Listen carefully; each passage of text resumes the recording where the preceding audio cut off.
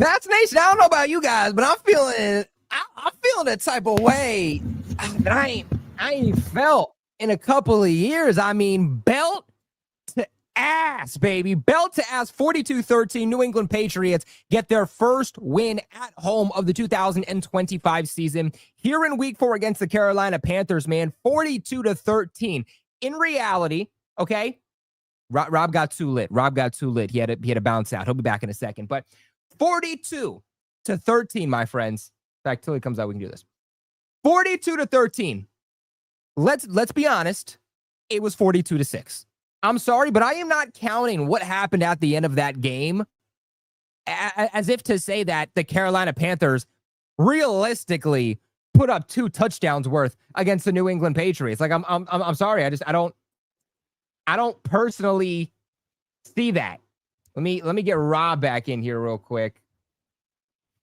Rob, I mean, I'm coming out here and I'm saying while you were gone, 42-13 the final score, but I'm not counting that final touchdown they got. It was against the New England Patriots backup defense. Andy Dalton was in the game. It was a preseason last-second touchdown. Craig Woodson. It was on 4th down, by the way. Craig Woodson ultimately slips on the play. It's wide open, just backyard catch. Touchdown, Panthers to extend it from 6-13. So in reality, if we're talking about how this actual football game went, the Patriots held them to 6 points all game. And I think that is the biggest takeaway. Rob, before we get into your initial thoughts, I know how this is going to go. I know how the chat is going to go. I know how Dolphins fans and Jets fans coming in here, how they're going to talk about this game. Well, it's just the Panthers, bro. Like, calm down. Do it against a good team. Do we understand where the New England Patriots are? We are not crowning the New England Patriots still as a rebuild, people. We're not crowning the Patriots as a Super Bowl team. Like you just said, this is a rebuild, and it is now 4 weeks into a rebuild, now heading into 5 weeks, okay? But all I've heard so far from outside perspectives is that I was getting clowned when I said Drake Maye is a top 5 to top 10 statistical quarterback so far this season, which you quite literally cannot argue Can't that deny he's not it. a top 10 quarterback. You can argue he's top 5. You cannot deny the fact that he's top 10 on pretty much every single statistical category other than turnovers. He's top 10. That says a lot about him. But even then, you know, we're hearing that the Carolina Panthers, they're this team that can beat any team. They're coming off of a dominant win, 30-0 against their in-division rival Falcons in Week 3. And we're hearing how this can be a trap game and the New England Patriots are going to lose this game. The Patriots blow them out. So you can't have your cake and eat it too. It can't go from, the Panthers are a low-key good team. This could be a trap game. Patriots blow them out, and now it's, the Panthers aren't a good team. No, maybe it's just that the Patriots are actually on an upward trajectory and better than you thought. Rob, I think you and I are both under the same kind of assumption here that there's still a long way to go with this team. There's going to be much, much, much bigger fish to fry. But if the Patriots really were a bottom 5 team in the league, like people are trying to act like they still are, if they really didn't have a franchise quarterback, the Patriots would have either lost this game or kept it close. You don't blow out the Carolina Panthers in the fashion that you just did, but still be a bottom 5 team. I completely agree. I think that this team did what they were supposed to. I mean, if you go look at last week, I hate to keep bringing up last week, but if they don't completely shoot themselves in the foot, this is a 3-1 football team, albeit against bad teams so far. Like, I don't think we've had a tough game at all yet, in terms of like the quality of opponent. But this is what you're supposed to do. This is what Mike Vrabel has harped on all offseason. You have to capitalize on bad football. And what have they done thus far? Well, at least in this game, they capitalized. They started off pretty streaky in the beginning of the game, but then they got it together. Now, if this team could just string it, that's my biggest thing about this team. They're going to have trouble if they can't.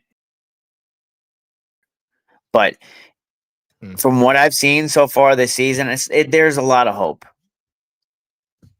There's no doubt about it. There is hope. And guess what? Yes, the Patriots shot themselves in the foot last week. We know that. 5 turnovers. We're not going to harp on a game that you and I ranted about last week for almost 2 hours. If you guys want to hear that, you can go back after this show and watch that. It's still up on the channel. But like you said, the Patriots should be 3-1 right now. And guess what? At the end of the day, all that matters is what is. All that matters is reality. All that matters is your wins versus your losses. And now the New England Patriots are 2-2. They're sitting at 500. But let's please remember something that Rob and I both said. I'm going to say it when we lose. I'm going to say it when we win. This is a brand new team and a brand new system. And it is quite literally the first month of football. We're finally getting our first real look at a healthy New England Patriots team that is now starting to build momentum. You're seeing that Josh McDaniels effect kind of take away with this offense. Not everything's going to look perfect week one. Not everything's going to look perfect month one. Things aren't even going to look perfect year one. But you see that the Patriots are building up into something. And that's my big thing, because my biggest takeaway for 2025 is not about being this dark horse team that makes the playoffs or gets a playoff win. Everybody wants to be the Houston Texans a couple of years ago. Everybody wants to be the Commanders from last year. I'm going to be honest with you, Rob. I don't know if this is a hot take. I don't want to be those teams, because those teams surprise everyone and they're good for a year, and then they take a step back and they're nothing but inconsistent after. I want to be a team that rebuilds correctly, that even if we get 7 wins this year, that we're building up into something and that we can have longevity and be a good team for multiple seasons, not a team that's dominant one year because nobody knows the script and then isn't good after that. So I enjoy the fact that the Patriots are getting better each week. They're building on something each week, because that is a breath of fresh air that we have not had in New England for a very, very long time, ever since Brady was here. I mean, and these teams that are have this long sustained winning, they draft well. And so far, I would think that like we've drafted pretty well in this last draft. So it's not about going out and airmailing all the assets at free agency. And I know we did that this offseason, but I mean, it kind of had to happen. But you also have to have a good draft. And I think that we did. And that's really how we are going to sustain success. I don't want to go out and spend, again, a crap load of money and put ourselves in a hole and not kind of like build some type of farm system. And that's how we're going to become a better team, is if we get these young guys. I believe there's 11 rookies on this team, and we get them up and going. And a lot of them right now are not really getting too many touches, but what they're getting right now, as far as I'm concerned, is experience watching it and not even watching the team grow, but also seeing from the sideline from all the and learning from all the guys, like maybe a Milton Williams for Elijah Ponder, maybe for a Kyle Williams, a Stephon Diggs, and learning how to play the game of football correctly, because obviously the college game and the NFL game is a different speed of how things go. 100%. And shout out to Sean, who comes in as a Bills fan. And, you know, everybody says, how come is it the fact that Patriots fans and Bills fans, they can be like mutual and cool with each other? Well, it's because Bills fans, for the most part, outside of Dan saying that the Bills are going to go undefeated, outside of that, Bills fans are realistic and they're winning and they're realistic. And I think that's why we have respect for them, because you have Jets fans and Dolphins fans that just give excuses and troll and think that they're the best before they do anything. And then they have seasons like this where they don't have a single win on the season. I think that's why we respect Bills fans. I mean, Sean coming in here again saying Sunday is going to be a good game, even goes as far as say as wins are hard to come by, whether it's by 30 or whether it's by 1. And that is the exact point. Especially divisional games. Especially divisional games. But even like this, like you kind of find out what your team is in terms of like how you win the bad games. If this game was close, that would have been a little bit more of an eye-opening thing, because it would have been like, okay, the Panthers, they're although they are one of the least penalized teams, this team, their passing offense is dreadful. Like they get over 200 yards once this season. Like this is not really it. So it's how you respond against teams that are bad teams like this. And I think that they got rocked. And this is how you have to beat up on bad teams. You got to make sure when they make bad mistakes, you don't go and make a bad mistake yourself, because that's what happened last week. And like stuff like this, where it's like you got to capitalize off of it. How many times have we heard this in the offseason that like you have to capitalize off of bad teams and how they make bad decisions? Mike Vrabel has drilled it home 100 times. I just said it at the beginning of this live. But this is like, guys, we're not saying we're going to win the Super Bowl or anything. It's just more or less like, how do you capitalize when you go against a bad team? We did it. We're not riding home saying we're making the playoffs now, but like this is kind of a win that could go in a positive direction.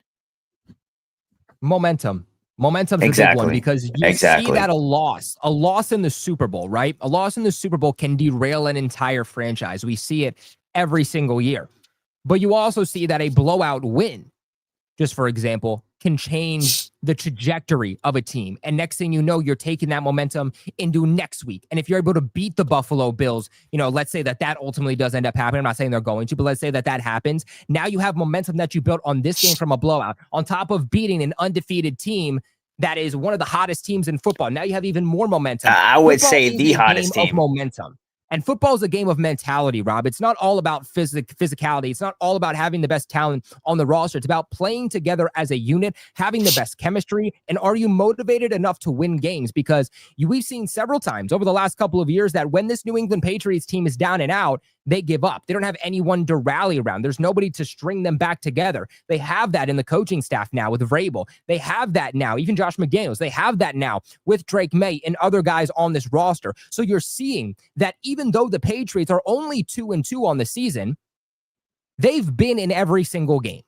Even the games they've lost, they could have won just with a minuscule change in that game. One play of a difference, it could have been different. And I know at the end of the day, coulda, shoulda, woulda, but what I'm saying is the fact that this team is still fighting, and in every game that they've lost, it still comes down to the wire. You never see them give up. That is a massive, massive change that Patriots fans should be very excited for, because when is the last time that we saw this team actually fight for something and push through adversity? Maybe 2019 when Brady was here, but even though I would say 2018, because even in 2019, things were down so bad between Brady and Belichick, and we certainly haven't seen it since then. Patriots fans have a reason to certainly be excited. I mean, when's the last time we saw a 40-point game? I'll tell you, 2022. It was January 2nd, 2000. It was the Jags game. Oh, you see that? You see that, Rob? You see that pool? But that shows you that you have to beat up on the bad teams. That Jags team was a bad team. That's Urban Meyer led Jags team. Trevor Lawrence he still is a bad quarterback, but that's what you're supposed to do. We won 50-10 that game. You're supposed to take care of business, especially take care of business at home. This team was 4-16 coming into this game. 4-16 at home.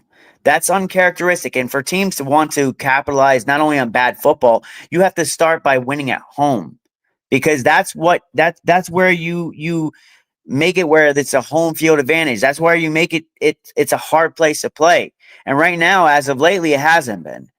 But this could be a trickling down effect where now hopefully it starts something. Yeah, I don't want to say you get the monkey off your back, because we've been definitely so bad not. At home for it's just so one long. game. But it's for I feel like the franchise doesn't have the monkey off their back, but I do think that Vrabel has the monkey off his back, because this is his first season here, right? This is his first heading into 5 weeks of his time as a New England Patriot head coach. So with that being said, now that he has that monkey off his back, he doesn't have it in his rear view mirror. He can say, I won at home, and now he can breathe a little bit more and just be a little bit more natural. Maybe now the New England Patriots start looking a little bit better at home, which ultimately we're not going to see them back at home till my birthday, October 26th, when we play the Browns. So certainly opportunities for them to continue stringing together some good games. Brother, this is the first Patriots team in a long time that has scored more than 30 points twice. So no matter how people want to poke fun at Vrabel, and yes, the penalties need to clean the hell up. Like that still needs that. Yeah, but it's not like a 30, whatever, how many there are, like in the double digits. They're starting to clean it up. Little ticky-tack ones here and there, I could call heads or tails the other way. But this team is going to get better. Like we've been saying it. What did Belichick say in the past? I keep saying this every damn stream. You don't find out what your team is until November. So this team has already scored over 30 points twice. However you want to put it, the teams that were put in front of us, they were put in front of us. And we handle business when we scored those over 30 points. Agreed, man. Shout out to Kyle, who comes in here with the $2 donation, says, per PFF, Campbell had a perfect game. I like T-Rex. Not bad, Rob. Not bad, Rob. Hey, so far I'm wrong, bro. I'm going to like the kid. First of all, I don't know if you saw my post. He's actually right now, as far as like how long it takes for him to register a pressure. Before this game, he was third. And that not rookies in all of tackles. it took an average like 3.6 seconds to get a pressure on him. So obviously Drake was kind of holding the ball a little bit, but he's looking good, and he's already looking like a top 10 tackle. His stats. So not only do you have a quarterback that's playing at a top 10 level, but you also have your left tackle. Who, those kind of things go hand in hand. You have right now you have a top 10 tackle in the NFL and Will Campbell in the rookie season, which is crazy coming. This should tell you that like the whole like setting metrics for players, and I was one of them, man. So I'm like I said, whenever I'm wrong, I'm gonna eat crow. So far, this kid through 4 games looks like an all-pro. Or he's projecting towards that level. Let me calm down a little bit, but he looks pretty damn good. You know, Rob, I actually made a TikTok last night about Will Campbell. God. Where exactly is he? Just how good is he? Because I feel like a lot of people, you want to know about your first pick, especially when by any chance did you get 5. any of the stats from my page? Rob, I get all the stats from your page, man. Okay, I get all the stats from Rob's page on Instagram at Patriots7. Make sure you guys go ahead and check that out. Shameless plug. Please. No, never shameless. I am going to play my TikTok for you because I hit on some stats, and I want you guys to know just how good Will Campbell has been now heading into week 5. Now, again, there's going to be bigger fish for him to fry, but thus point, from what we've seen from him, he's looked pretty damn good. So let's go ahead and let's take a look at this Patriots video. have absolutely hit on first-round pick from the 2025 NFL Draft in tackle Will Campbell. You know, the funny part to me is that there were a lot of Patriots fans out there who said, you can't go after Will Campbell, you gotta go and get Ashton Genty. How's that one looking? In 2024, the discussion was, you can't go get Drake Maye, you gotta go get Marvin Harrison Jr. How's that one looking? There was a lot of controversy surrounding the pick of Will Campbell, but at the end of the day, building around your young quarterback is the best way to allow him to succeed. I said this before, and I'll say it again. By building up that offensive line, you get your return on investment for your running backs, your wide receiver, for Drake Maye. Because a good offensive line is like the engine to a car. If the engine to the car ain't working, your car ain't going to function well. You can put the dial on the dashboard all you want, it ain't going to matter. Now, so far this season, heading into week 4, Will Campbell has played 205 offensive snaps. That ranks 17th out of a qualifying 102 tackles in the NFL. He has 3 penalties, which ranks 84th out of a qualifying 102 tackles, but has only allowed 1 sack. It does feel like the biggest issue for Will Campbell heading into week 4 has been those penalties. They've more come at inopportune times, but he's also young. This is his first string in the NFL. When he played in the preseason, he only played for about a drive or 2 per game. So even then, when it comes to the penalties, I give it an excuse.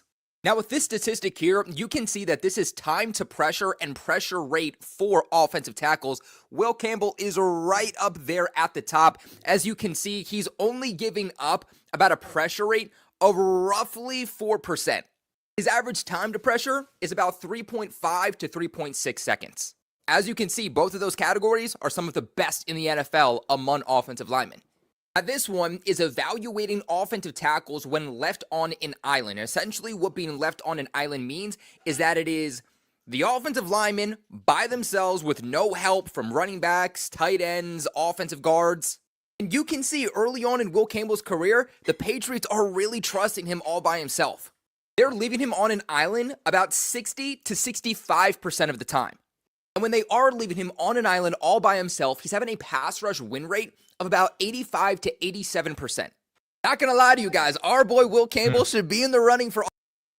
And now that's just a fact. And I wanted to put that up there because it was relevant to talking about Will Campbell, and I just wanted people to know just how good Will Campbell has been. By the way, follow your boy on TikTok at Patriots Global. Really trying to get to 10,000 followers by the end of the season. Anyway, moving on here, Rob, let's go ahead and let's get into just how we thought these guys performed at each individual position. And I want to start off here with Drake Maye. Before we do that, big shout out to my brother in arms, Ray, one of the biggest supporters of my channel, man. Could not be here without you. Shout out to Ray. Ray, hope your dog's doing well. Hope your dog is doing well. Nothing but love for him. But let's talk about Drake Maye, okay? Because Drake Maye, he's looked really good this season. I said last week, even despite the loss of the Steelers, he's looking like a top 5 quarterback, and I broke down exactly why. Now, biggest question for Drake Maye isn't the talent, isn't really even about the accuracy, the ball placement, the mechanics anymore, which is great. His biggest thing has been, can you just limit those turnovers? This week, he did that. Week 2 against Miami, he did that. He bounced back. And my big thing, too, is that, okay, you bounce back for one game, but the purpose of bouncing back is to not do it anymore. So can next week when you play Buffalo, can he continue this bounce back and go turnover free again? Because when you do, you see that this team is very different. Also, when you don't turn the football over, people actually give you praise for the plays that you're making. And Drake Maye's making a lot of plays out there. He deserves the praise. But today, he goes 14 of 17, 203 yards, 14.5 yards per throw, 2 touchdowns, 0 interceptions, 1 sack, and an overall rating of 155.6. Rob, that is over an 80% completion percentage again for Drake Maye. 82.4. You got to get it to the decimal. Okay. Got to get it to the decimal. 82.4% completion percentage in this game. Just continuing. In fact, after today, he might have surpassed Jared Goff with the best completion percentage in football. We'll have to check after the stream. But just overall, what were your thoughts on Drake's performance today? I mean, like, other than that Keyshawn Butte throw, he was money. And he's been money pretty much throughout the season. Look, Josh McDaniels has clearly made it his mission to make this kid only throw the ball to open receivers. And you ask, why would you say that? Well, to this metric, before going into this game, he was passing the football, and this is number 1 in the NFL, to 67.9% of his passes were to players that were wide open. So, like, he's only throwing the ball in tight window throws 17% of the time, and that's 27. So what does that tell me? That tells me he's not really taking risks in terms of, like, or he's throwing it to the guy that's open. That's really just it's basically the Josh McDaniels offense to the freaking T. Take what the defense gives you. And it's not even just that. Some of the throws he's making, whether it be the premeditated throw to Stephon Diggs along the sideline that was just insane. Stephon Diggs was not even turned around yet.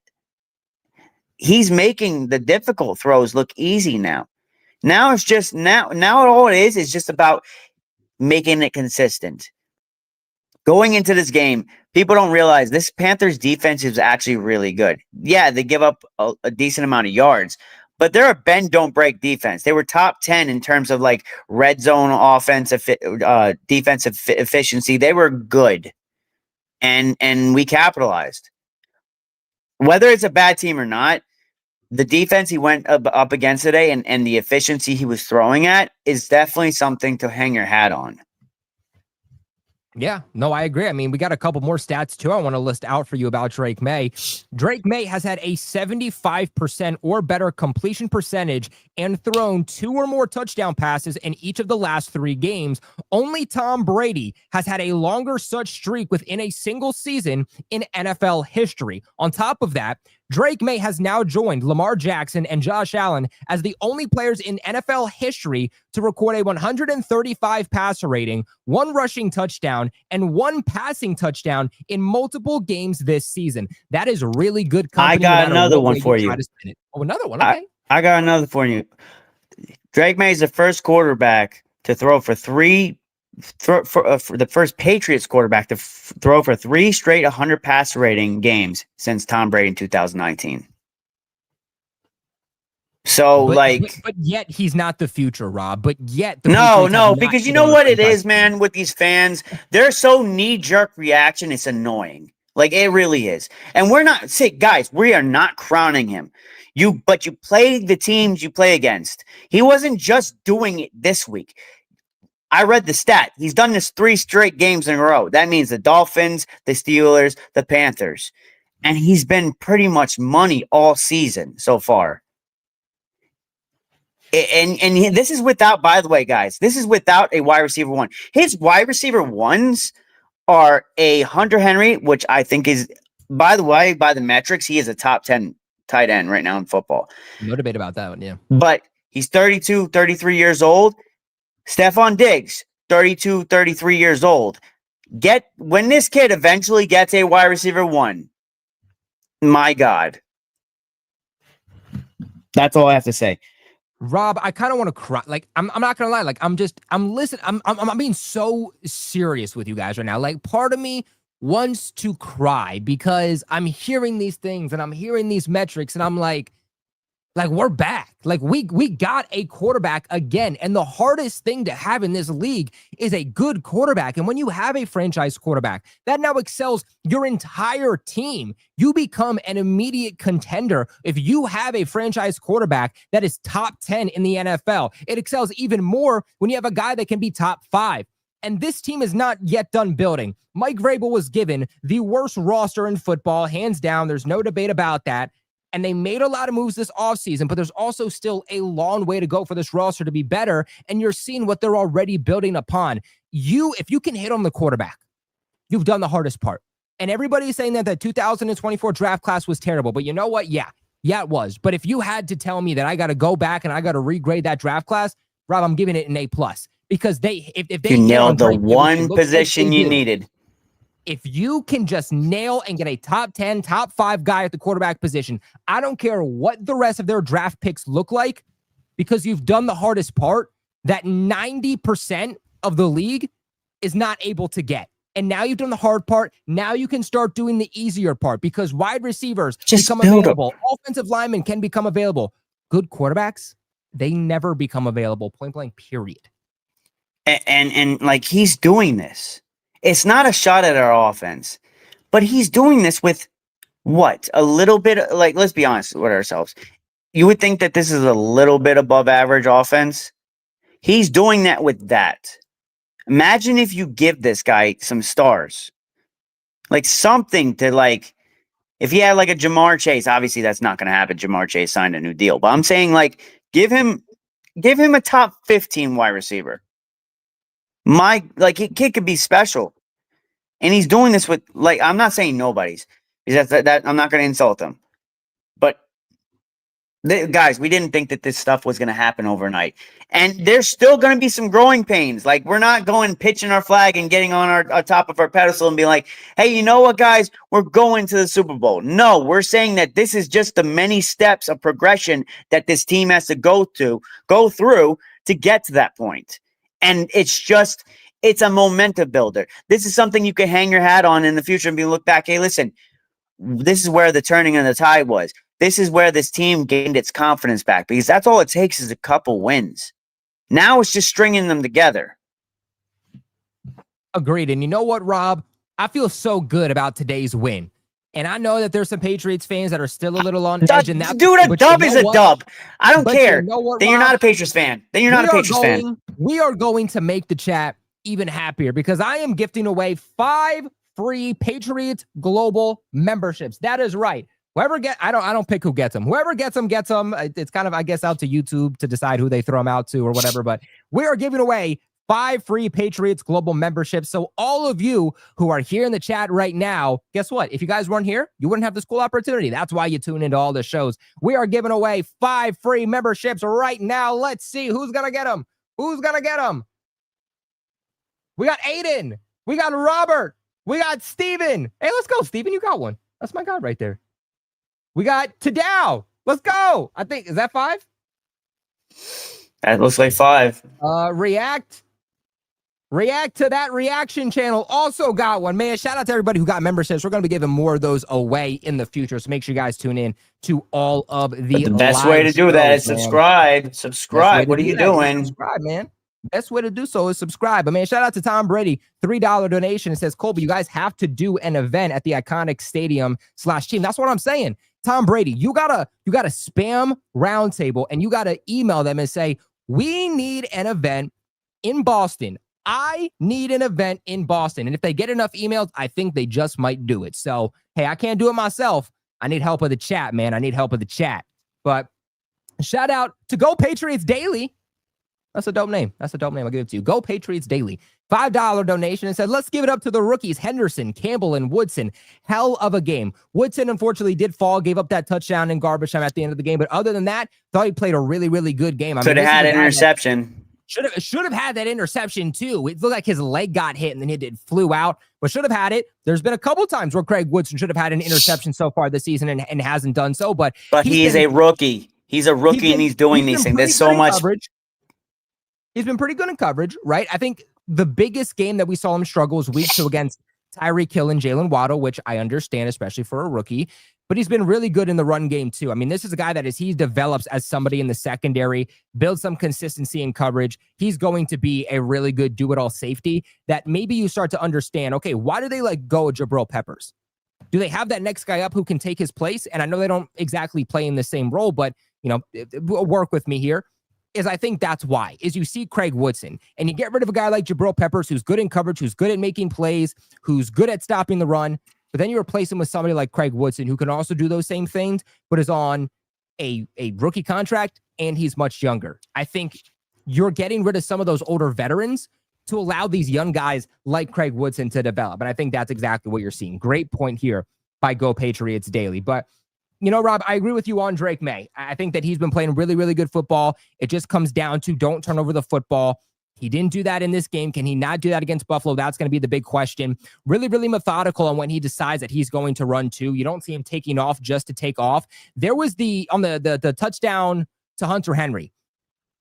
I more so give this to Josh McDaniels in the way that he schemed this up, but it was just really good execution. The way that it looks like Drake Maye is getting that design quarterback run, goes to the outside, flushes all the coverage towards him, just dumps it off last second to Hunter Henry, who gets right to the outside, runs down the sideline.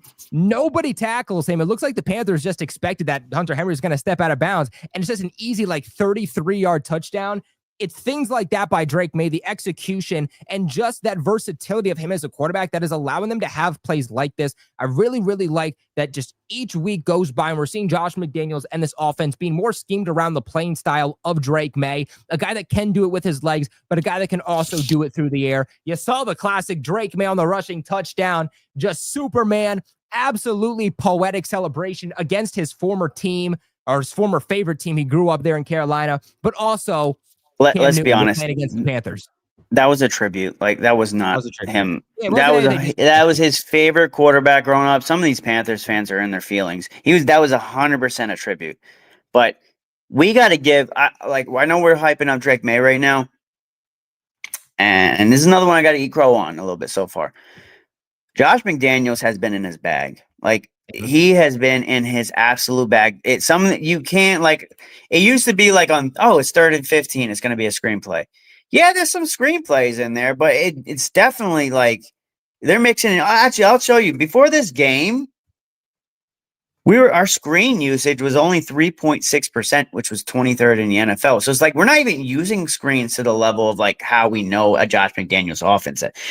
If anything, we use more motion before the snap. Before this game was 46.9%, and a lot of play action usage, 16.1%. We're top 7 in the NFL in play action usage. So, and the reason why you can use play action is because they're scared of Drake Maye's damn legs. You cannot load the box on him. You cannot. You gotta account for his legs, because he's one of the smoothest runners I've ever seen with the football. The guy has a knack for getting a first down. And now, not only is he getting first downs with his legs, he's keeping himself out of harm's way. Knock on wood. But he's keeping himself out of harm's way. So to pair that with his throwing ability, which has been off the chart so far, and his ability to run the football, it makes where Josh McDaniels can scheme up offenses, which we know he can do with the best of them, and throw defenses off their equilibrium. I think the biggest thing is that we knew Drake Maye could do these things. And all we said was he needs an actual offensive coordinator who can not excel him past his limitations per se, but to showcase those abilities and just put him in a position to succeed. And I think that we saw Alex Van Pelt last year.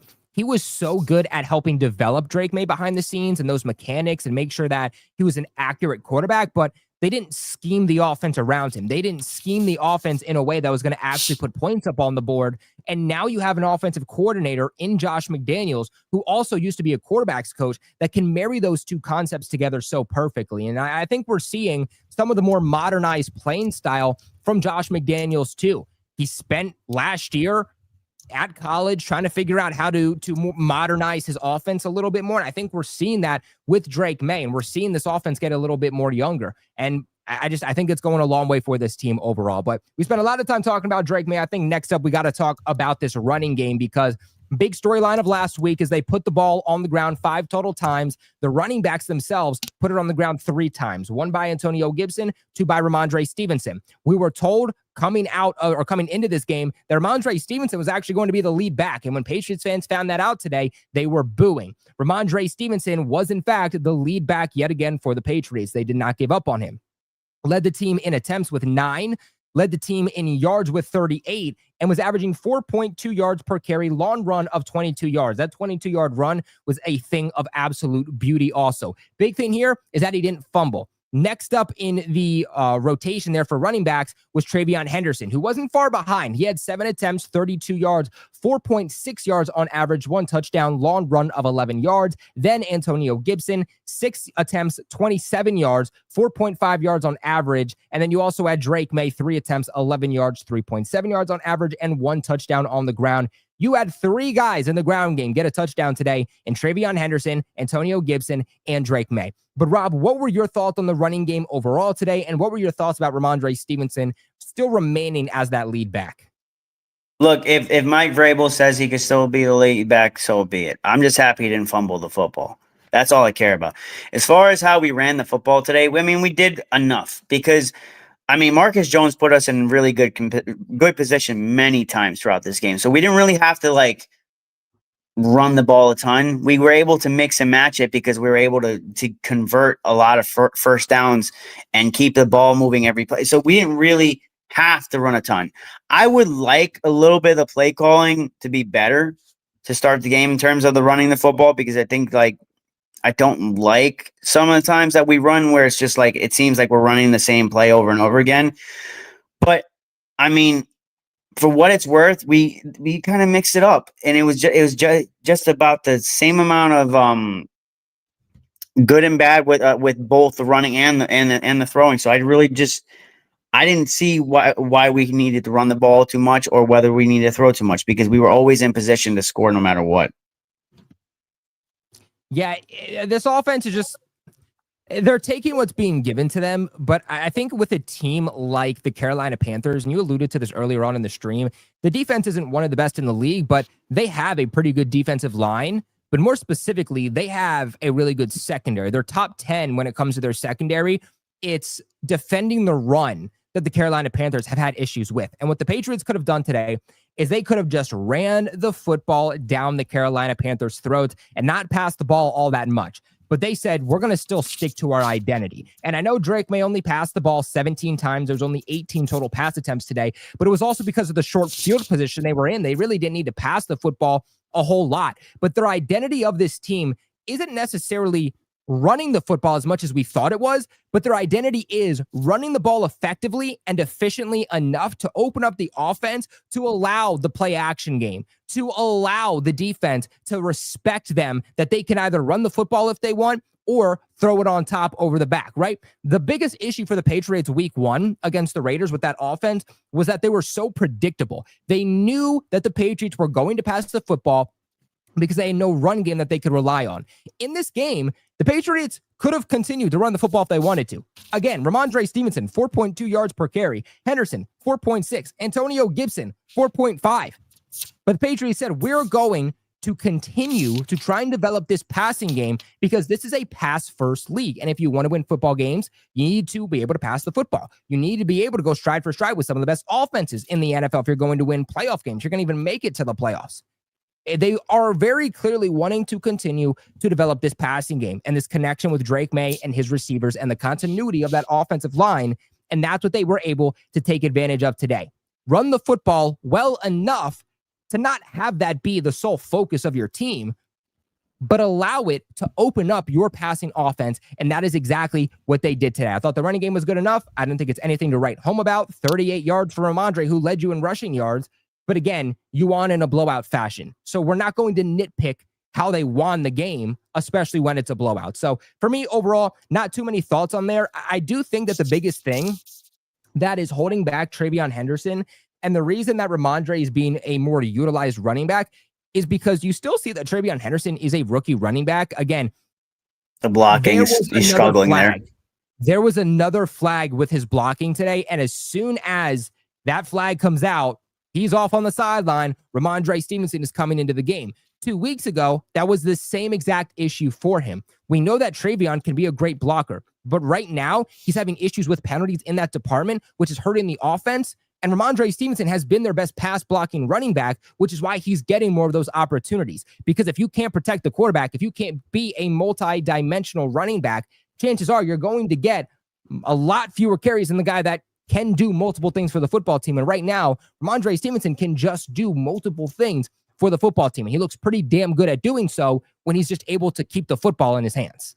And this might be a technique thing. It really seriously might just be a technique thing with Henderson. He's going to develop. He's a rookie. He'll figure it out.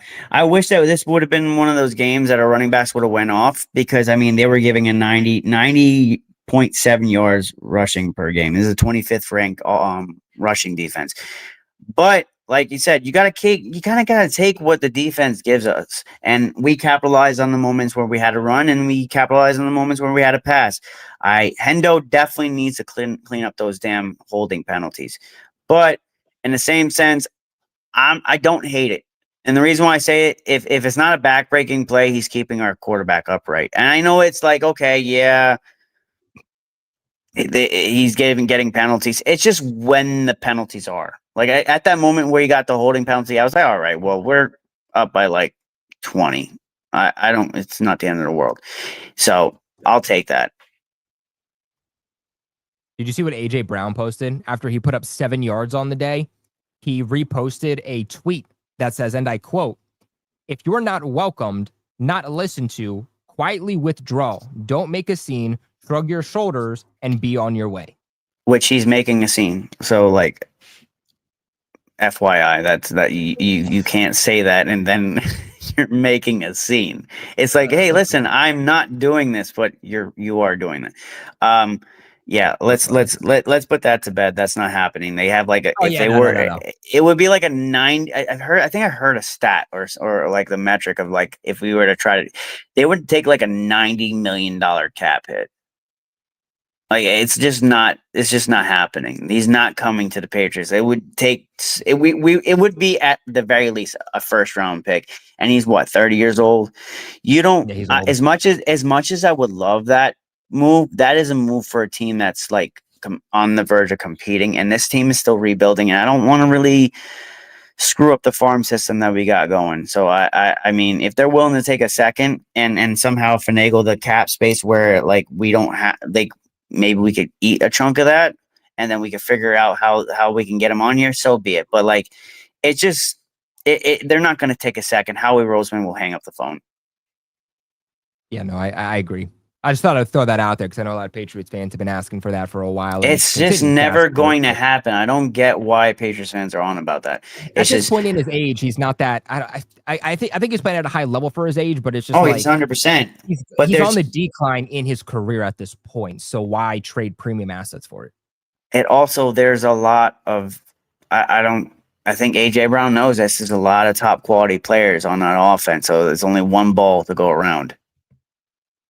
Yeah, no, I agree. But let's move on to the receiving game because today the Patriots were also able to see something that we've been wanting for a long time. Again, against one of the top 10 secondaries in the NFL, Drake Maye and Stephon Diggs were able to continue to build up that repertoire. Patriots fans wanting to see more and more from Stephon Diggs. Now, believe it or not, Kayshon Boutte is the most utilized wide receiver in terms of snap count out of all Patriots receivers heading into week 4. And I think we're all kind of on the same kind of wavelength here that, look, we understand Diggs is getting older. We understand that May has more experience with Boutte. So I understand why Boutte is the number 1 most utilized guy, but there's no reason that Stephon Diggs should not be the 2nd most utilized wide receiver, that he should not be on the heels in terms of usage of Kayshon Boutte. And I think we're seeing an uptick with Stephon Diggs' snap count as time goes on. But today, he led the Patriots in targets, receptions, and yards. 7 targets, 6 receptions, 101 yards, 16.8 yards on average. So close to a touchdown. First touchdown as a Patriot, but couldn't get there. Falls a little short. Long catch of 33 yards. What were your thoughts on Diggs today?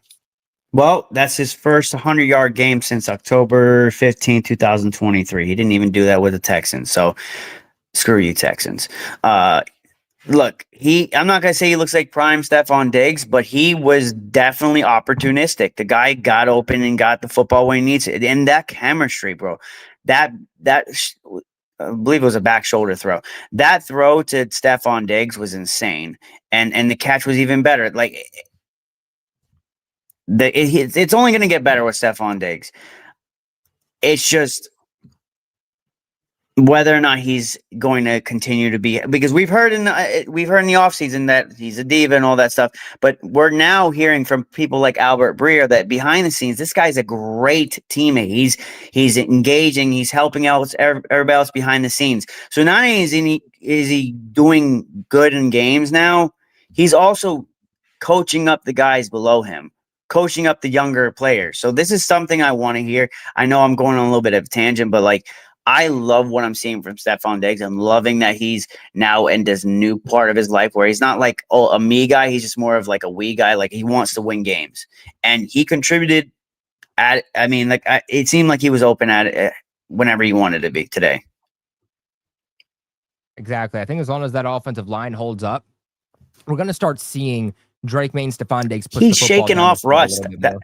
This guy is not even a year removed from ACL injury. Sorry for cutting you off. He's not even a year removed, not even 1 year removed away from an ACL injury. So, like, what he's doing so far is pretty exceptional if you really just think about it, because usually we've seen what a similar injury did to like a Kendrick Bourne. The guy was just never the same. Whereas with Stephon Diggs, I mean, he just had his first 100-yard game, and he didn't even have one with the damn Texans since 2023. Yeah, I think for me, when I'm looking at look, there's a lot of football to still be played. When I'm looking at early 2026, and I'm saying, all right, how are these receivers going to get better? How do we excel this offense? Get a bona fide wide receiver 1, Diggs is your wide receiver 2, Booty's your wide receiver 3, and now you feel good about where your top 3 guys are on top of the other weapons you have out of the backfield and with your tight ends. And honestly, Rob, I think there's a world in which the Stephon Diggs that we see all of 2025 will not compare to the Diggs that we see in 2026. No, because 100%. It takes a full year to come back from that injury. He may not be the 1,000-yard receiver, but he's going to give you about 600-700 yards, and he'll give you 600-700 yards in critical moments, which he did today. So, like, was it that fourth? That was 4th and 2. And that was like a 3rd. And Drake Maye fires the ball down the field, and I was like, oh no. And then he was a hair from the touchdown, and I was like, oh my gosh, dude. I was like, come on, dude. I want to see a Stephon Diggs celebration. You look at some of the Texans hype videos, and I'm like, that looks dope. I want to see. He's gonna get one. I was hoping it was today, but he's got that aura, man. That's gonna help him with his mentality too, and that's not even motivation when he gets in the end zone. It's not even just that, man. He's got this grittiness about him that's like, you're not going to outwork me. And that has a trickle-down effect for the rest of the team. That's going to hype up the rest of the team. He's going to teach these guys how to be professionals, how to work like a professional. He may have had his hiccups in the past, but I tell you right now, his work ethic is going to be contagious for the rest of this wide receiver core. Absolutely agree. And that's why you bring in a leader like Stephon Diggs, which, by the way, everything we've heard about Stephon Diggs, that has not showcased itself even once. Absolutely amazing. But, Rob, before we go ahead and we get on to the defense, I wanted to let you guys know about my good friends over on at Kalshi, man. Pinned in the live chat right now, Kalshi is not a sports book. They're the best damn predictions market on the platform. I don't know about you guys, but I'm dyslexic as hell. And I also have ADHD. So me personally, with all these learning disabilities, I don't like to see a bunch of words on my screen.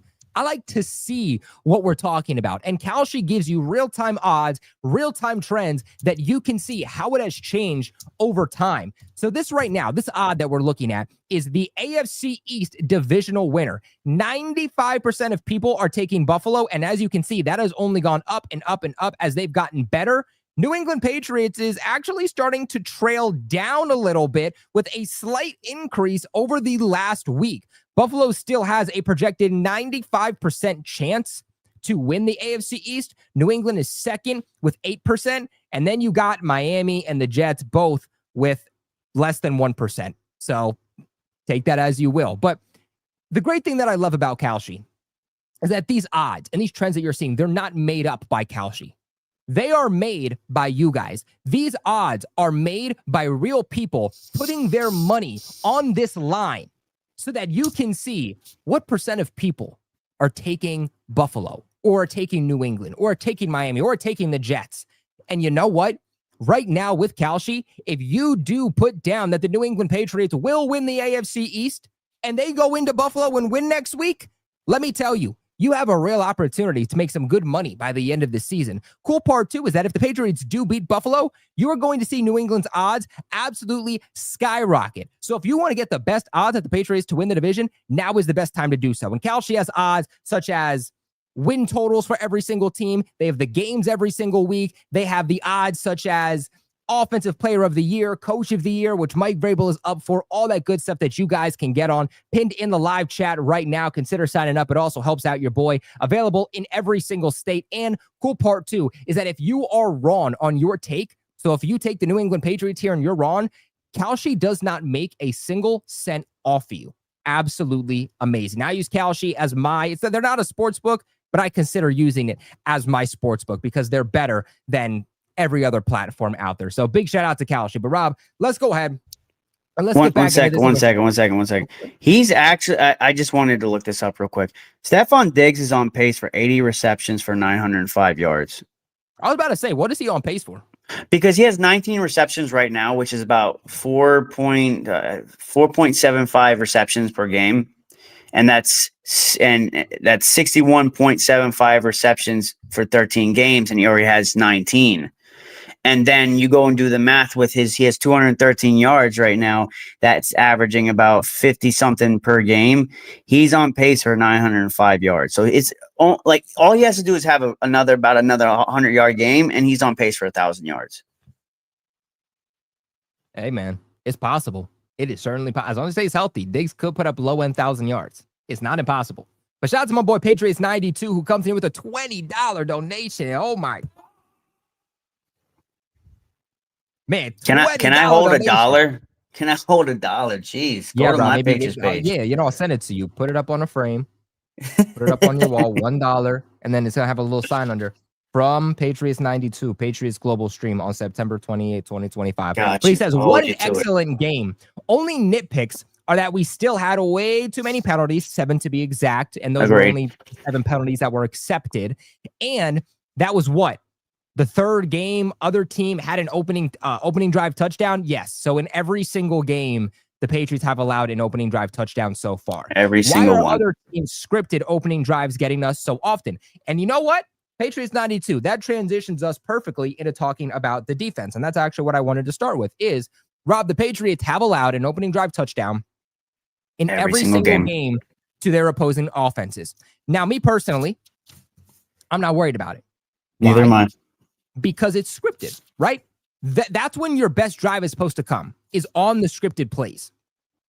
I think what the Patriots defense is doing here is they're going to be bend but don't break, right? What they want to do is they're going to say, we'll allow you to drive down the field, get into field goal position, potentially get into the end zone, but we're going to read your hand. We're going to see how our personnel matches up against your personnel, and they're going to take that opening drive touchdown or opening drive field goal, whatever it might be, and they're then going to make the changes with personnel that they ultimately need to. Now, if you ask Mike Vrabel, Vrabel's not going to say, yeah, it's okay. Vrabel's probably going to say something along the lines of, we got to get off to a better start, and I do agree, but at the end of the day, if they allow an opening drive touchdown, let's say, but then the defense clutches up, and they allow an opposing offense to go for 14 points total the rest of the game, if they allow them to have 2 or 3 scoring drives the entire game, including the opening drive touchdown, that's not a bad game at all. And I think the defense is actually playing pretty well despite allowing an opening drive touchdown in every single game. They're not allowing it to get the best of them. They're allowing it to pick up on the patterns, pick up on the trends, and then make the changes that are necessary.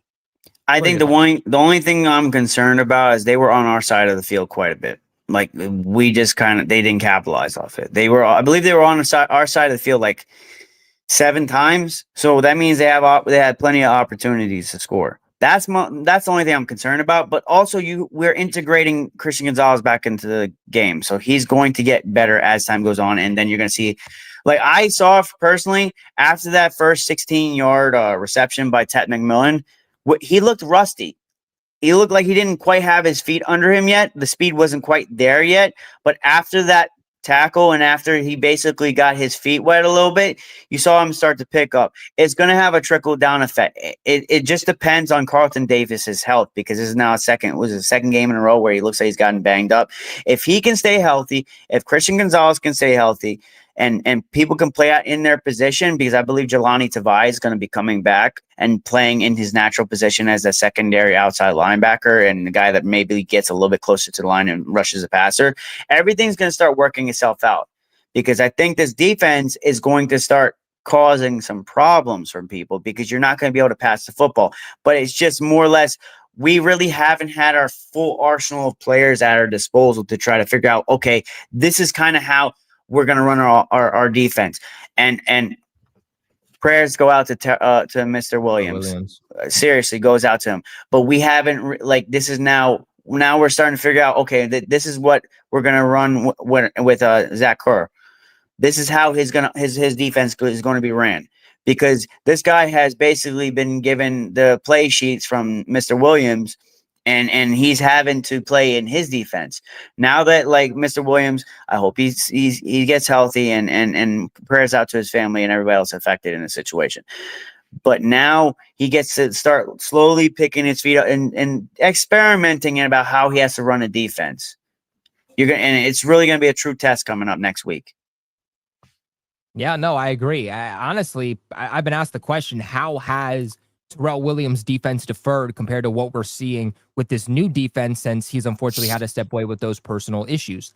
And I said, I could try to give you an answer, but at the end of the day, 1 week isn't enough to really know how exactly Terrell Williams' defense is going to be ran whenever he does ultimately come back. But what we've seen week 1 when he was calling the defense compared to what we saw the last couple of weeks is that Terrell Williams loved to disguise his blitzes, find unique ways to get to the quarterback, safety blitzes, cornerback blitzes. And I'm not saying they're not doing any of that now, but what we're seeing is that a lot more times they're rushing with 4 guys, dropping more guys back into coverage to try to take that away, which I'm perfectly fine with. In fact, that's exactly what I want to see, because a lot of times these veteran quarterbacks, these smarter quarterbacks, were able to take advantage of the Patriots being a little bit too aggressive. You're also giving so much money to that defensive line. Milton Williams, $26 million a year. Christian Barmore, $25 million a year, that you need to be able to trust those guys to only rush 4 and get home. And I think that's what we're seeing. And there's some inconsistencies there, but we're seeing that they're trying to rely and trust and figure out how they can rush 4, but still get consistent enough pressure to be able to drop more guys back into coverage. So definitely a good super chat here from my boy Patriots 92. Some very good questions.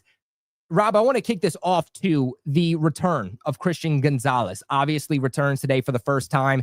Exactly 2 months ago, we saw Gonzo go down with a hamstring injury. First day of Patriots padded training camp practice. First session of 11-on-11s, going up against Stephon Diggs, goes down, non-contact injury, gets up, walks off under his own power. We thought he'd be good to start the season. He was not. We thought he'd play last week. Mike Vrabel comes out and says it was his decision to bench him last week. He comes out and we'll see what his snap count percentage was. But when he was going up against Ted McMillan, and it was really split. I mean, Ted was going up against Gonzo, and then he was going up against Carlton Davis. And then there were times that he was working in zone. But when Gonzo was going one-on-one against Ted McMillan, there were 11 routes, 3 targets, 2 receptions, 31 total yards. And it looked like both of the receptions that Gonzo allowed were on comeback routes, which are pretty hard to defend. At the end of the day, Ted McMillan, who was in the conversation for Offensive Rookie of the Year, who's playing really, really well, Gonzo's first game back at playing football in 2 months. Put him in a freaking box. I will take 31 yards. That is not bad. Clearly, like, the hamstring it's there, but it's like shaking off rust. He put the kid in the box. I heard all damn week from Panthers fans. I believe me, y'all, the pettiness is coming. I'm letting y'all know. I'm gonna go off on you, but I heard, oh, this guy's gonna cook. Who's Gonzo? This Ted's gonna cook him. The kid's he's a rookie. This is a guy that's a second team All Pro corner. Y'all must have forgot who he is. And this guy is shaking off rust. He put him in a box. There's no other way to put it. Like, the guy gave up 2 receptions. And honestly, like, if he would have been 100%, like, and he would have not played, he would have played before this game, maybe he would have the guy wouldn't have had a reception, period. Welcome back, Christian Gonzalez.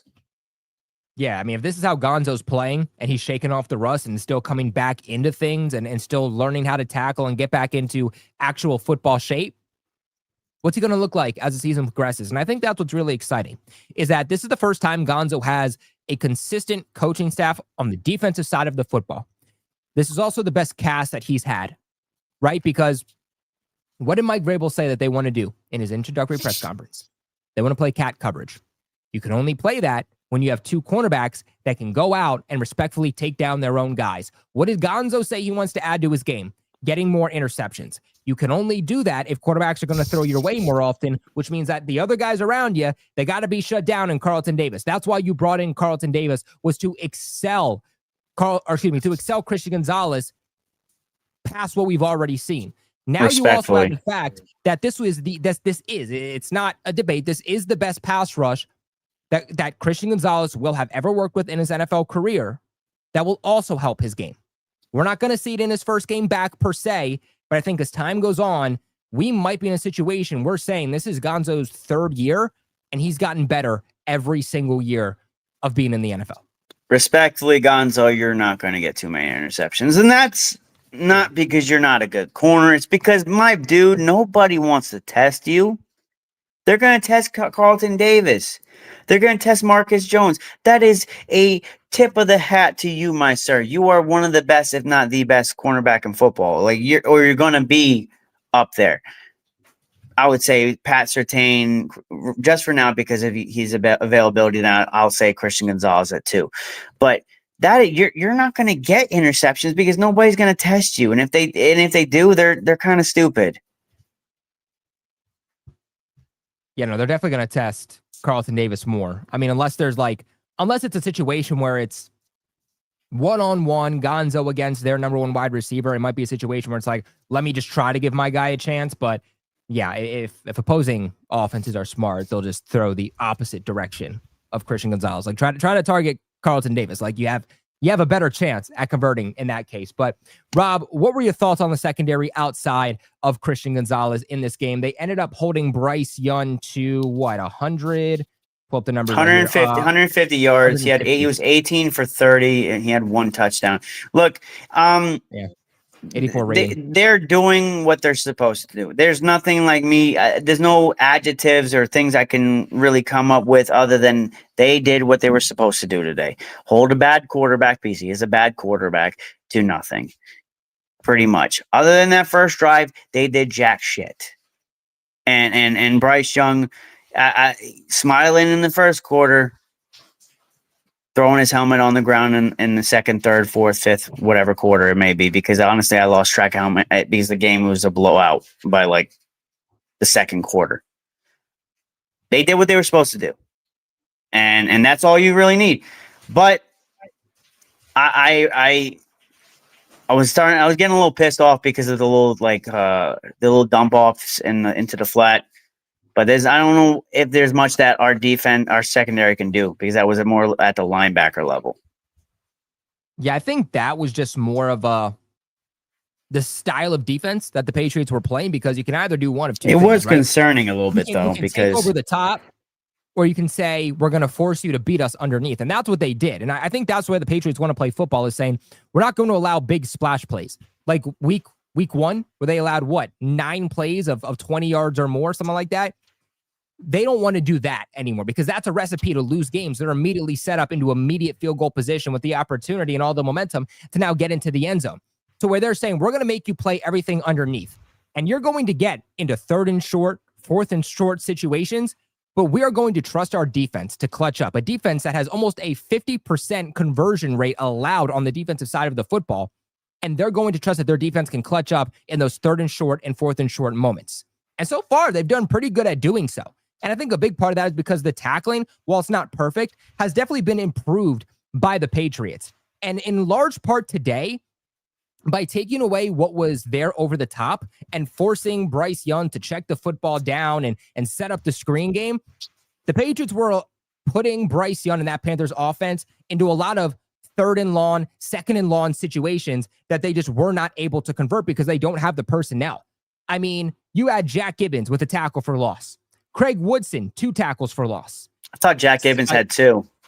Durden, the nose tackle in the 4th quarter, who stepped up, he had a tackle for loss. K'Lavon Chaisson had a tackle for loss. So everybody was just getting in the game of making sure that it was consistent and short tackling and stopping the ball carrier behind the line of scrimmage to set up Bryce Young and that offense into converting situations that they were just not poised to do so. We only got 1 sack on the day. That Milton one Williams. came from Milton Williams and K'Lavon Chaisson. Yeah, so they according to Bleacher Report at least, they only credited that sack to K'Lavon Chaisson. They gave him the full sack rather than giving both of those guys a half. So just based off of what Bleacher Report is saying, K'Lavon Chaisson got the sack. But the reason that the Panthers offense was in such long conversions time after time was because of the Patriots' ability, the defense's ability to rally around the football quick and stop the ball carrier behind the line of scrimmage. What are we seeing, Rob, is that even with these checkdowns, it's not always one-on-one. We are seeing 3-4 Patriots defenders immediately rally around the football to make sure that they are stopped. And that's where this defense is going to win. Take away what's over the top, allow them to dink and dunk on you, but rally to the football as soon as that ball is caught. My only concern is when you go against a quarterback like a Josh Allen that does that dink and dunk, and then that could be a little bit. He's excelling the play, and it's like off his back foot after 6 seconds. Because I noticed that we kind of struggle a little bit in no huddle, and then you pair that with the dink and dunk. He'll take the dink and dunk. So that will be a concern to me because they weren't just getting a little bit of yards on those dink and dunks. They were getting like a chunk of yards. Up. Yeah, that can be concerning. Yeah, I mean, when they weren't able to rally around the football, that's when they certainly started to move the football. But nonetheless, in the NFL, you're going to have to get beat one way or the other. Do you want to take away what's over the top? Do you want to take away what's underneath? And I think right now this team is saying, we'd rather you to win underneath because we believe in our ability to be able to rally around the football and tackle you. So overall, I thought the defense's performance certainly wasn't bad. It was a pretty dominant damn performance. Okay, I know that 13 points were ultimately scored. For the majority of the 4th quarter, Drake Maye and that starting team were on the sideline. So that last-minute touchdown that they got, I'm sorry, I don't count it. What we're actually taking away from this football game is that the Patriots starting defense only allowed 6 total points. So even though they were dinking and dunking, even though they got into Patriots territory, I think what you said, like 7 times or whatever it was, they still only allowed them to get a total of 6 points. So you can only complain so much, right? A dub is a dub. A dub is a dub. My only last concern with the defense was just that I feel like the pass rush does need to be a little bit more consistent. And I said this earlier, but you're paying those guys, Harold Landry, Milton Williams, Christian Barmore, so much money that those guys do need to be a little bit more consistent. Like against Miami, I feel like we didn't get the pressure consistently throughout that game that we were hoping. And they have a bad O-line. Injuries all up and down that O-line. Today, not a great O-line for the Panthers, is also injury riddled. But it yet again felt like we weren't able to take advantage of that. And Bryce Young isn't known for getting the ball out super quick. I know that he was dinking and dunking, so the ball was maybe coming out a little bit quicker than it usually is to try to negate some of that pass rush by the Patriots. But I thought even times where he's holding on to the football for a few seconds, it felt like we weren't getting home. And I think that's an area that this team needs to improve on, given how much money is being devoted to those guys on the D-line. Couldn't agree more, man. Like they have to start generating a little bit more pressures, and especially in the interior where a lot of quarterbacks start to struggle. I believe were they without their center. I don't know where I read an injury report that it might have been their back guard. So you have to capitalize on that, especially with like if it's a backup center. I don't know, man. I would like them to get more pressures. It seemed like when he had the chance, he would bounce to the outside of the pocket and he would capitalize on a couple throws that way. we gotta. I don't know. I wish we would have done the live because I in my notes I said that we needed to assign a QB spy to him because a mobile quarterback like him, a mobile quarterback like Josh Allen, you want to keep guys like that in the pocket because that's where they're at their best when they're able to use their legs too. Yeah, I completely agree with you. My last thought here, let's just get into special teams. Obviously, Marcus Jones is the winner of the day. Marcus Jones should have had 2 punt return touchdowns. On the second one, all he had was the punt. Shoelace tackle to the punter, unfortunately, wasn't able to. And that one's going to keep him up at night, man. That one's definitely going to keep him up at night. He was this close, but nonetheless, 2 really, really good plays. Gives the Patriots 7 points. The other one immediately sets them up in the red zone, which the offense is able to convert at and also put up 7 points. So really, thank you to Marcus Jones for allowing 14-point swing, man. 14 points, specifically because of him. What were your thoughts on the special teams, and what were your thoughts on Marcus Jones? It wasn't even just like Marcus Jones. Our kicker was doing. Borgalis did his thing. Brennan Schooler was getting home on the in his gunning duties, and Marcus Jones meant like he does frustrate the hell out of me when he's in coverage. But you cannot deny his ability to return the football. He should be back there every single damn time, and he's really a special talent whenever he has the football in his hands. Mike Vrabel was saying he was watching a lot of special teams, the dirty kicks that the Panthers were doing. I think he was just maybe looking for ways to expose the Panthers special teams because we saw, and this is a special teams unit for the Panthers that's actually pretty damn good. Like I heard all week, I think Greg Bedard pointed out, they have one of the best gunners in the NFL. How'd that work out? So, I mean, I think that was a point of emphasis throughout the week that Mike Vrabel said. I believe he said he watched 2 hours of tape of the Panthers special team unit.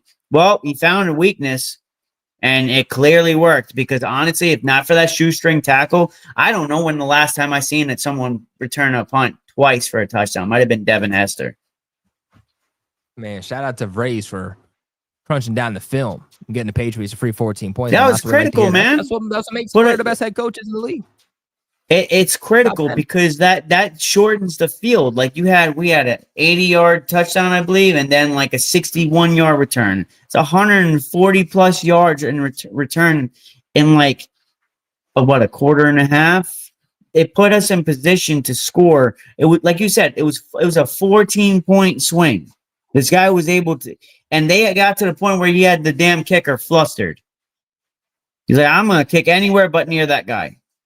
Yeah, they started to have that thing out of bounds. They're like, I'm not gonna trust this anymore. Like, let's not let him field this punt anymore. But anyway, a couple of interesting stats here about Marcus Jones today. Marcus Jones, 167 punt return yards are the most by a Patriots player in a game in franchise history, breaks Mike Haynes' old record of 156 set on November 7th of 1976. On top of that, Marcus Jones covered 111.9 yards of total distance on his 61-yard punt return. Let that sink in. His 61-yard punt return, he covered 111.9 yards of total distance. Stuff you cannot make up, man. Finally seeing that 2022 version of Marcus Jones come out, man. And if he can keep playing like this, he's going to be an all-pro special teamer by the end of 2025. How many return touchdowns does this guy have? I believe is it 2 or is it 3? 3 or it might be 3. One second. One today. I want to say it's 3 or 4. I'm gonna take the over. I think it's over 2. Marcus, I'm doing this one hand. Jones return. All right, chat. Y'all taking the over, the under? That's the wrong Marcus Jones. Patriots. That's all right. While you look that up, I'll transition on here into my final thought about this game, and that's just Andy Borgalis, okay? I understand the conversation on should we have added somebody to the practice squad. This is why you want to be patient. Now, it's not the end-all, be-all, but we saw last week that Andy Borgalis was perfect. This week, yet again, on his extra points, he didn't attempt a field goal, but on his extra points, he was also perfect. Now, a couple of those, extremely close, but at the end of the day, just like a win and a win is a loss, a loss. A win is a win and a loss is a loss. A made field goal is a made field goal, and a non-made field goal is a non-made field goal. You make it, you make it. You don't, you don't. And at the end of the day, I don't care how close or not close it is. That's all that matters to me. And so far, the last 2 weeks, I thought that Andy Borregales has really stepped up big time. And maybe that game ball that Mike Vrabel gave him a couple of weeks ago really did ultimately end up helping that confidence. Still a long season to go, but this is why sometimes you kind of have to deal with the rough waves that are coming with young rookies. And I think that's what the Patriots need to do with Andy Borregales. I think this coaching staff, Mike Vrabel, they understand that. They're not giving up on him. They didn't even add a kicker to the practice squad. That's how much belief they had in him. And over the last 2 weeks, he's shown that belief. So he has 2. Julian Edelman holds the record with 4. In a season or just overall? Overall. He's going to break that. He's 100% going to break that. He could have been second all time in Patriots history with 3. Damn, he was right there, man. He was right there. But I don't know, man. Like this special teams unit, they were second last year. If they continue to play like this, they're going to be another top special teams unit in the league. And if you have a healthy Marcus Jones, which we didn't last year, now becomes a different story. We could see him return another 1 or 2 because we saw in the preseason they were returning these babies left and right. Almost returns 2 today. That might be the Patriots' identity. Is this is the best team in returning punts and kicks? I don't know. Just wait. I don't know if you want to be kicking his direction. That's not smart. I mean, you can kick in Travion Henderson's direction and you can kick in Antonio Gibson's direction, but they're going to take advantage of it too. That really doesn't matter. But let's go ahead and let's transition on into the Patreon members before we go ahead and log off for the day. We got DTN behind the scenes. DTN, what's going on, man? I am completely exhausted after my live experience at the game. Oh my gosh. You were there? Oh, I was there, baby. So basically, from my perspective, I would say this was more fun seeing that game as much as seeing the Bruins against the Florida Panthers, not the Carolina Panthers game months ago. But geez, Boston is having a weekend today, and I can't help myself by saying Patriots got their game, won their game. Red Sox made the playoffs, plus their dub against the Tigers. So I just can't help myself by saying that was a great experience overall. What outside of how great we actually came back after a horrific showing last week against the Steelers, I felt like we bounced back. Granted that this is not the Panthers that we expected. Like Robert Hunt was out for the entire season. Xavier Legette was out. So basically, we played our best football.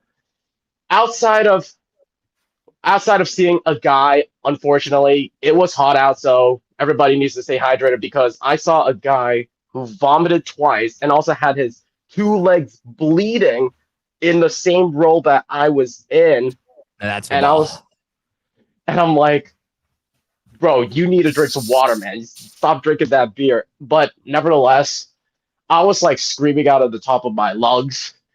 I need to catch a breath. Whatever, especially when we're third down, I could hear myself just like banging on the seats and banging on the chairs, like, let's get it at third down, let's stop them at third down. I'm like, oh my goodness. I'm like, I've never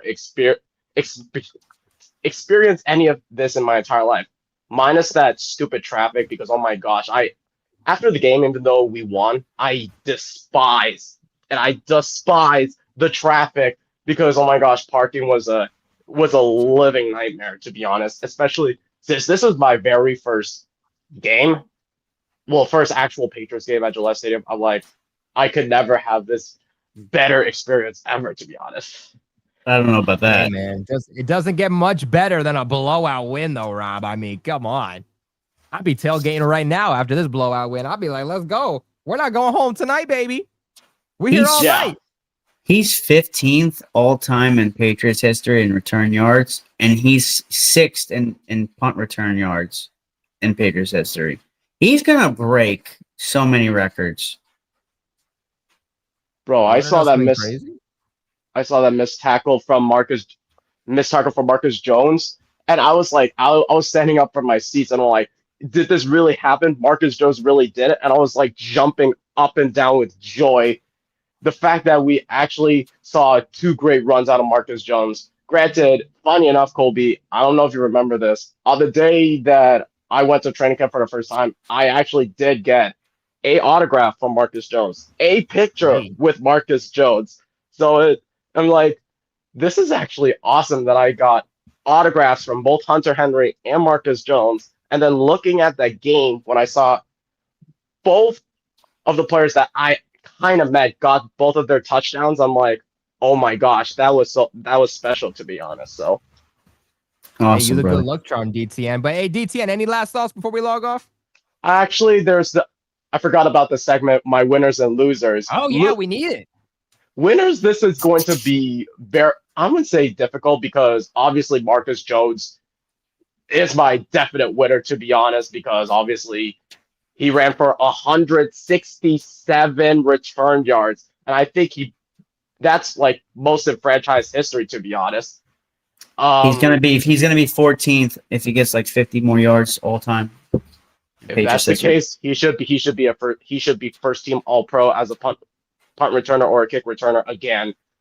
Probably A second winner, finally, and I mean finally, Trevion Henderson got his moment to shine. Granted that I was really disappointed with the run game. Granted that I saw a lot of ball security, but at the same time, I did not see some of that burst. However, Trevion Henderson managed to step up when it all really counts, and finally getting that first touchdown that he got. Yeah, I think I would give Trevion Henderson my flowers. And then my last winner. Oh my gosh. It's so hard because there were so many great plays.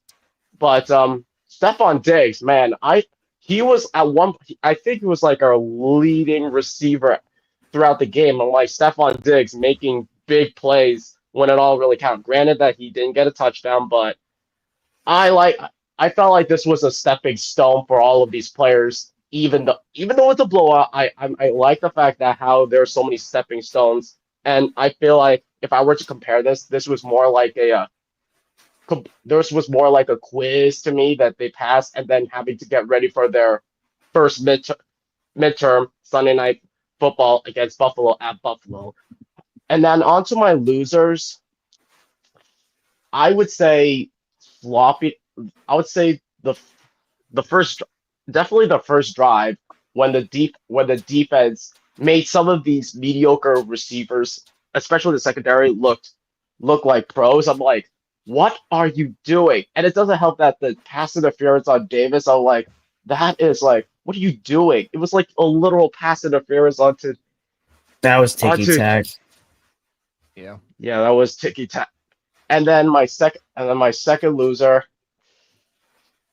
Ramondre Stevenson again, because like, granted, you did fumble the ball, but you did not rush for much. Like, if I would like to pull out the stats from that game on Ramondre Stevenson, if I can like quickly, quickly look it up, because nine carries for 38 yards, 4.2 yards per carry.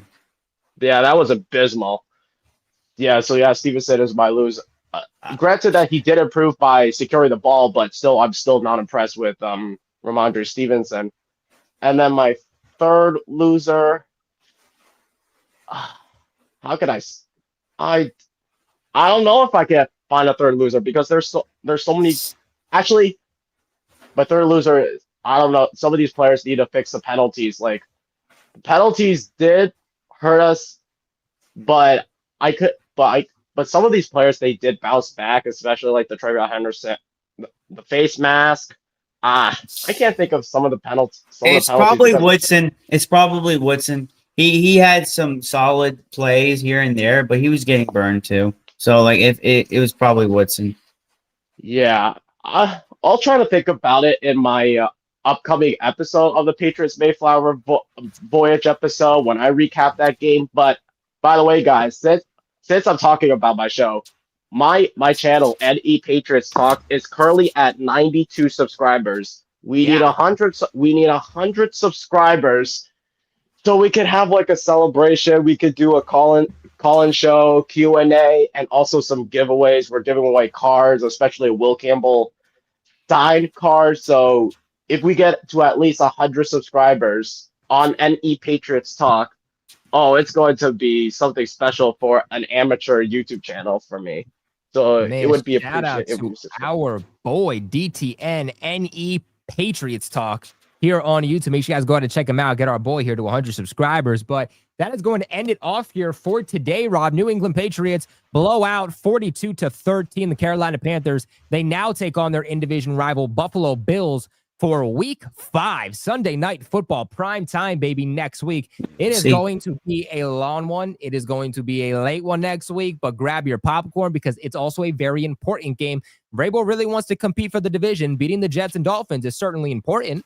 Beating AFC teams is certainly important. But if you seriously want to compete, you got to beat the team that's been at the top for the last 5 years, and that's the Buffalo Bills, who for quite a while today, we're playing pretty damn close against the Saints before late into the game it started to kind of go their way a little bit more. So make sure you guys stay tuned for that. Subscribe to the channel here at Patriots Global, releasing content for you guys all week leading up to that game. Me and Rob here on Friday to break down that game and preview Patriots and Buffalo Bills. So make sure you guys stay tuned for that one.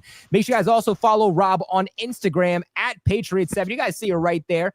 Right under Rob, you see the little handle thing right there. That's all where you got. I'm like 100 away, no, like 80 away from 32,000. So help a brother out. Let's get our brother out. Let's get Rob to 40K by the end of the season. No doubt about it. That'd be nice. 40K by the end of the season. Make sure you guys follow all my social medias. Make sure you follow me on TikTok at Patriots Global, Instagram at Patriots Global, and Twitter at Patriots Global. But until later this week, we will see you guys next time. Appreciate you for watching, and go Pats. Let's go.